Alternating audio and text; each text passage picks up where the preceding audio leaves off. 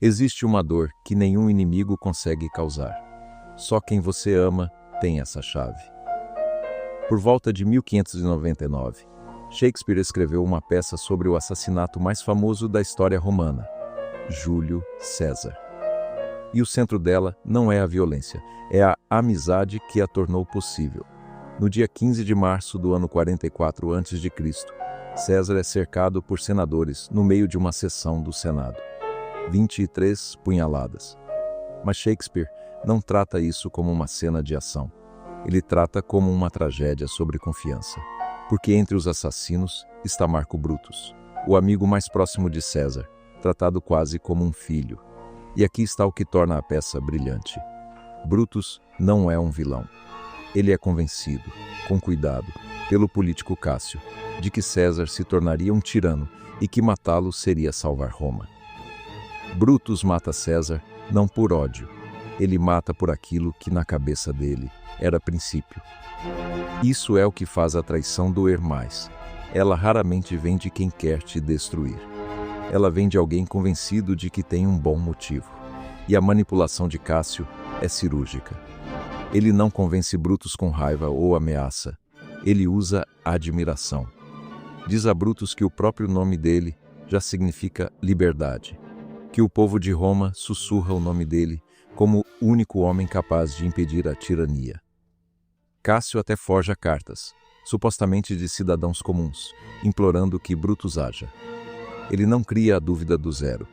Ele encontra a fresta que já existia no orgulho de Brutus e a alarga devagar até virar certeza. Quando os punhais começam a descer, César luta. Ele resiste a cada um dos conspiradores, até ver Brutus, o último, se aproximando com a lâmina na mão. É aí que ele para de lutar. Et tu, Brute? Até tu, Brutus?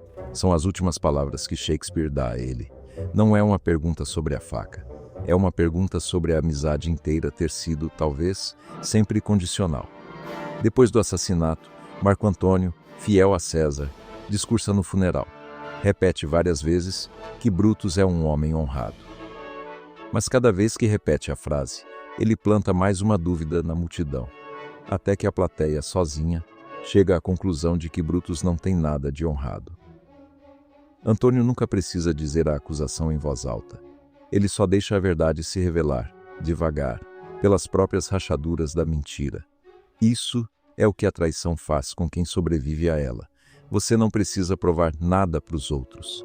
A verdade se revela sozinha, com o tempo, só que até lá, você já pagou o preço de confiar. Você já foi traído por alguém que jurava estar do seu lado. A dor mais funda não é o ato em si. É perceber, retroativamente, que a relação inteira talvez nunca tenha sido o que você pensava que era. E o mais cruel, quase sempre havia sinais. Pequenas inconsistências, favores que você ignorou, desconfianças que você descartou porque confiar parecia mais fácil e mais gentil do que desconfiar de alguém que você amava. Talvez você tenha notado uma mudança de tom, uma ausência estranha, uma explicação que quase fazia sentido, mas não fazia sentido o bastante. E mesmo assim escolheu acreditar, não porque fosse ingênuo, mas porque a alternativa exigia admitir uma coisa dolorosa demais para encarar naquele momento. Shakespeare não termina a peça com uma vitória fácil. Brutus, atormentado pela própria consciência, se mata mais tarde na guerra que se segue. Não existe redenção limpa para quem trai, só a lenta corrosão de saber, no fundo, o que fez. Talvez a pergunta que fica não seja quem já te traiu.